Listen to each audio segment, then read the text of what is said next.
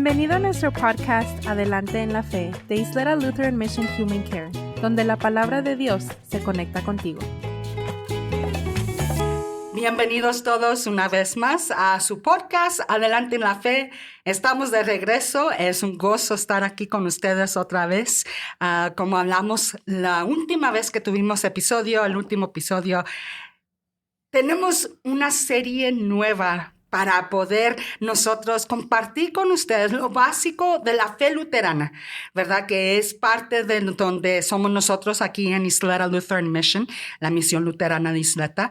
Y es algo que mucha gente ha preguntado, ¿qué es? ¿Qué es luteranismo? ¿Qué es luterano? ¿Qué es la iglesia luterana? Bueno, por eso estamos aquí. Yo soy Luz Soto y aquí conmigo está Carla González. Hola a todos, estoy muy emocionada y contenta de estar aquí una vez más con Luz en la palabra de Dios y con todos ustedes, por supuesto. Ay, gracias Carla por estar aquí con nosotros y gracias a ustedes por acompañarnos. Vamos a estar hoy en este episodio hablando sobre la historia y reforma luterana. Para poder entender un poco qué es el luteranismo, tenemos que ir al principio de los raíces de cómo el luteranismo se desarrolló, de dónde salió, por qué, qué pasó, de abajo de la piedra. ¿Con qué se come, oye? ¿Verdad? Con salsa. ¿Esto con qué se come? ¿En un taquito o qué? Exactamente. Queremos saber qué es la historia, de dónde va la base, la fundación, de dónde viene el luteranismo, sí, ¿verdad? La doctrina luterana. Sí. Para todos aquellos que nos están escuchando, ténganse sintonizados en nuestro podcast porque estos episodios que vamos a tener en los siguientes 4 o 8 semanas se van a basar en eso y les va a dar un poco más y más forma y más solidez, que se mira más sólido. Bueno, déjame recordarte que no tienen que esperar semanas. Toda la serie está ya disponible. Es una serie, como dices tú bien, ¿verdad? Donde vamos a platicar, nada más a conversar. ¿Qué es la iglesia luterana? ¿Qué es la reforma? Y como bien dices tú, Luz, ¿verdad? Pues hay que tocar bases en la historia de la iglesia. Uh-huh. ¿Sí? Vamos a empezar, así como dice Carla, con todo buen podcast. Con oración. Ándale, vámonos. Muy bien. Padre Celestial, te damos gracias, Señor, en este día. Gracias por tu fidelidad, por tu palabra, por tus planes, Señor, por tu iglesia. Porque desde que tú estableciste tu iglesia, Señor, tú la has sostenido. Tú le das vida, Señor. Tú la has hecho crecer y también la has reformado, Señor.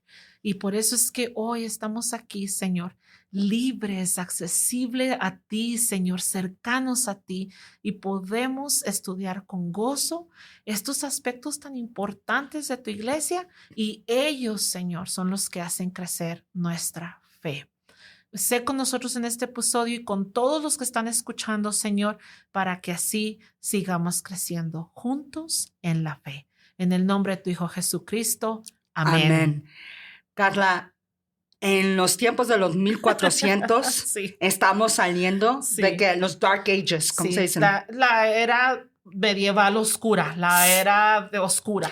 Sí, ahí está, ¿verdad? En otras palabras, están empezando a desarrollar tecnología en ciertas maneras, por ejemplo, la impresora. Están empezando a hacer descubrimientos científicos. El mundo se está moviendo rápido, más y más rápido. Y aquí es donde entra el tiempo de la reformación. Sí. Es como lo llamamos, ¿verdad? El tiempo de reformación, que antes de eso, Carla, había pasado ya algo.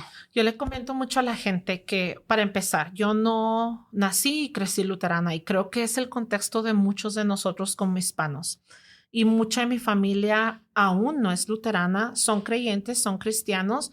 Entonces, muy seguido, Luz, me hacen preguntas sobre qué es el luteranismo, qué es la reforma, quién es Martín Lutero. Entonces, ustedes me han escuchado aquí mucho decir contexto, y para dar una respuesta a estas preguntas, a mí me gusta irme muy atrás. Y yo casi siempre empiezo esta conversación con esto. Cuando nuestro Señor Jesucristo estuvo en la tierra, allá por el año 4 que nació y después 33 años que él estuvo aquí, sus 3 años de ministerio y cuando se fue, fundó su iglesia. Antes de eso solamente era el pueblo judío, ¿verdad? El pueblo de Dios. Cuando Jesús vino, fundó su iglesia, extendida por toda la tierra, dice la palabra, ¿verdad? Y envió a sus discípulos.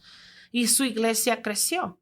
Y hasta alrededor del año 1100, la iglesia era sola una. Sí habían salido sectas de personas que creían cosas diferentes o distorsionaban las enseñanzas fundamentales de los discípulos y los padres de la iglesia, pero la iglesia era una. Y hubo una gran separación porque una gran cantidad de personas dentro de la iglesia y líderes creían algo diferente acerca de el Padre, el Hijo y el Espíritu Santo. Y en alrededor del año 1100, hay una gran separación y nace la Iglesia Católica Romana o la Iglesia Occidental. Y también la Iglesia Ortodoxa, la Iglesia del Este. Nosotros pertenecemos a la rama de la Iglesia Católica Romana. Entonces, estamos hablando del año más o menos 1000 hasta el año 1500. La Iglesia de Roma, la Iglesia Católica Romana, era una y era la que tenía pues todas las enseñanzas, ¿verdad? De la Biblia, la que preparaba padres, sacerdotes y la que administraba toda la iglesia. Todas las enseñanzas hasta ese entonces eran solo en latín.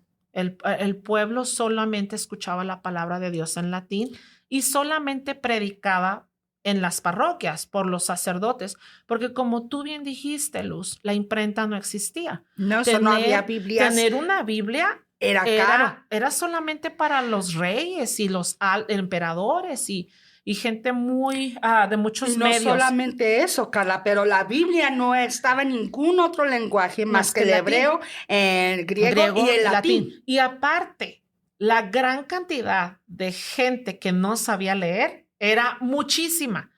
Entonces, hasta el año 1450 alrededor, nace la imprenta en Alemania, en un lugar que se llama Gutenberg, The Gutenberg Bible, ¿verdad?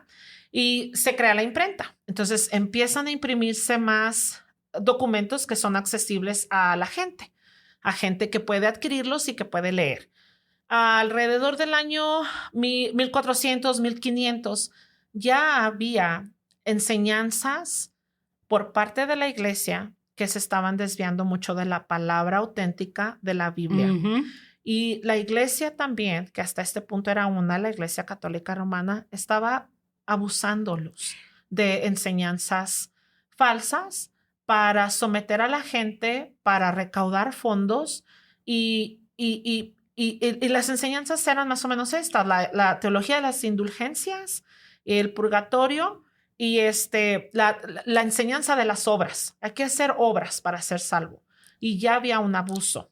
Y esto fue posible simplemente por una razón, que la gente común que venían a la iglesia, que venían a buscar la solución de su desesperación, de su pecado, no podían ellos decirle al sacerdote, al cura, al que esté predicando, hey, eso no está bien. Porque no había Biblia, porque no había Biblia en su lenguaje y porque nadie les estaba diciendo. Y aquí es donde entra Martín Lutero. Y fíjate que cabe recalcar que antes de Martín Lutero hubo otros. Sí. Hubo otros, San Francisco de Asís, John House, y hubo otros teólogos y otros sacerdotes que ya habían tratado de hablar con los líderes, de reformar, hablar con los líderes de la iglesia y decirles, hey, estas enseñanzas que estamos trayendo al pueblo no tienen base bíblica. Entonces, no, y hablaban, por ejemplo, había en ese entonces mucho esoterismo. La gente creía como en cosas mágicas. Las rélicas. Entonces, había mucho misticismo y eso no es bíblico. Y estos otros líderes decían, eso no está bien. Pero antes de Martín Lutero, nunca había surgido otro sacerdote, porque para empezar, Martín Lutero era sacerdote de la Iglesia Católica Romana y también era teólogo y también era abogado, y nunca había saltado un líder que diera en el clavo, que diera en el mero punto de hey, la cuestión aquí es por gracia.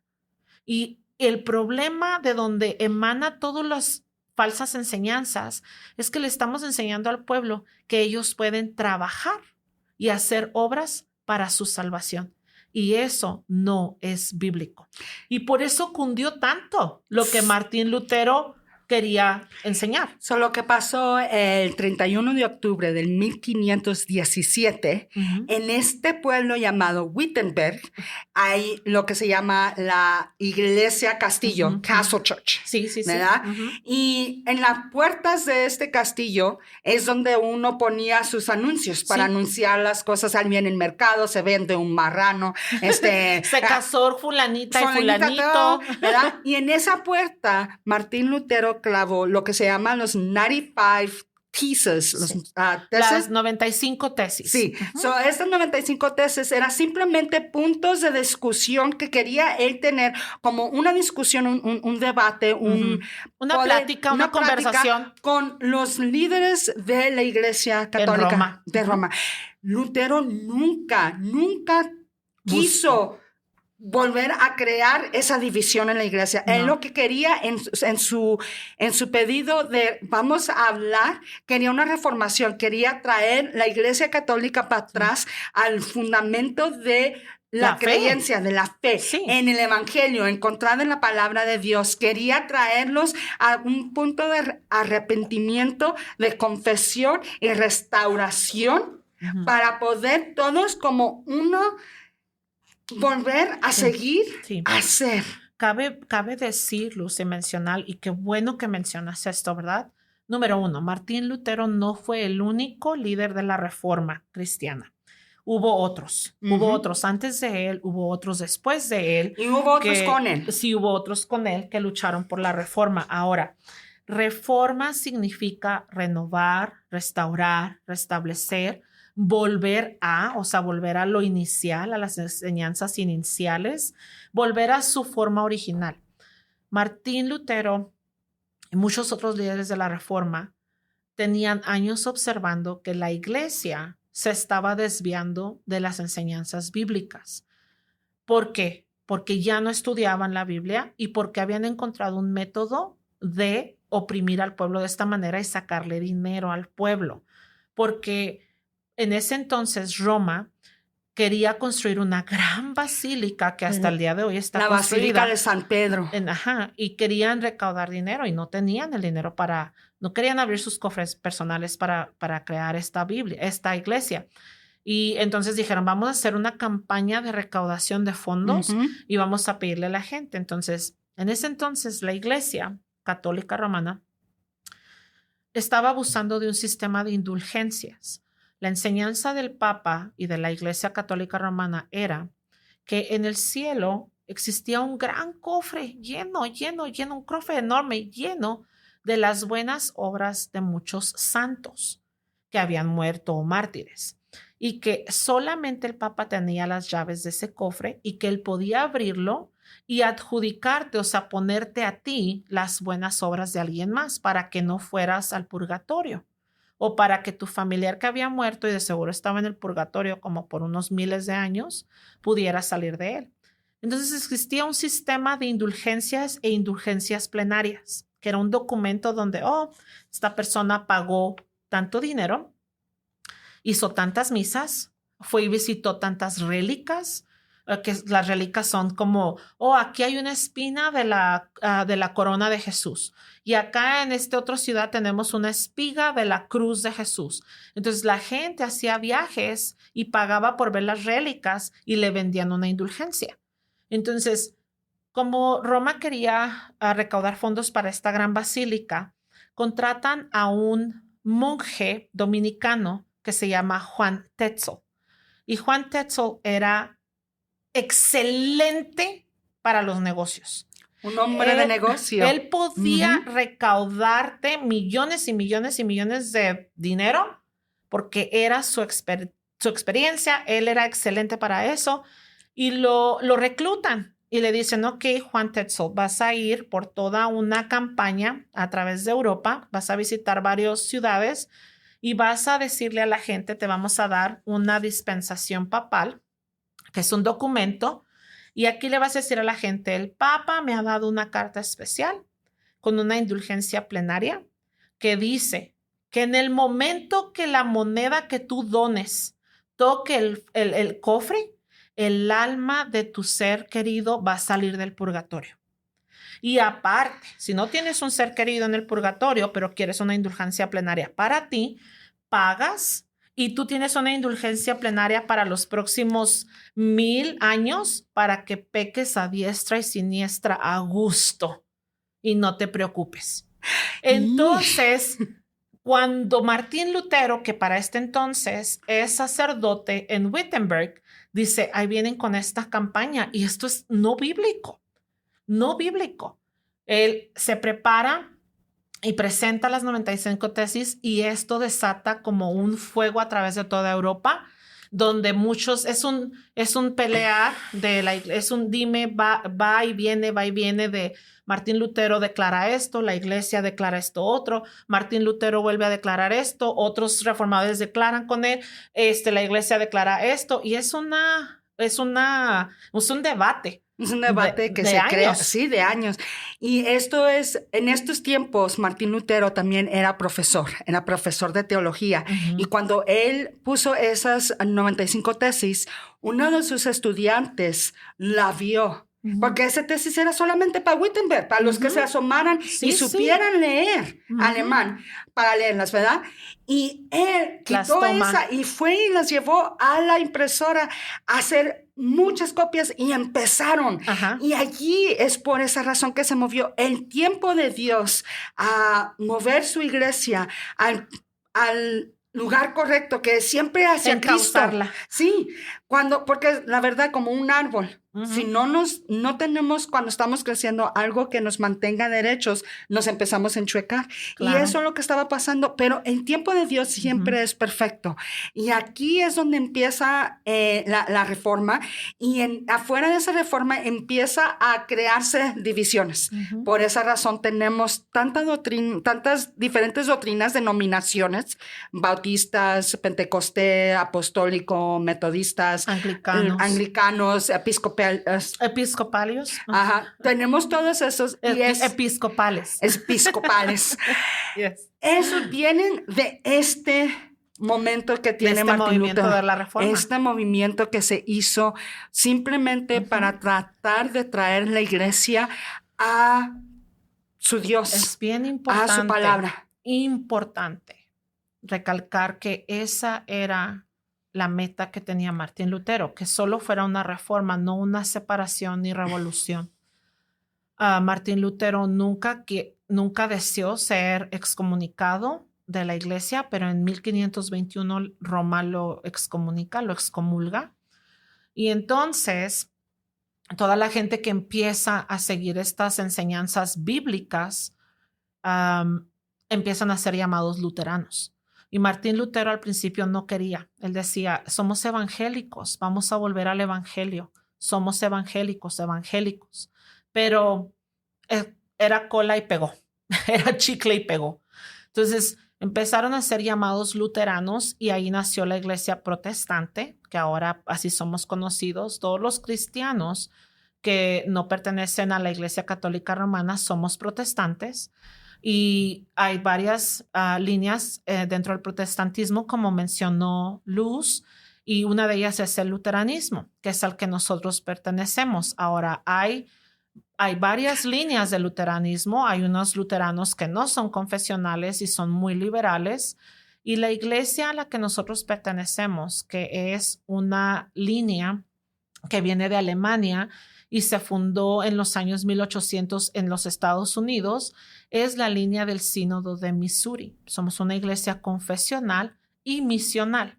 Confesamos las confesiones que son extraídas de la palabra directamente y están compiladas en el libro de Concordia, pero también somos una iglesia que lleva y hace la misión de Cristo.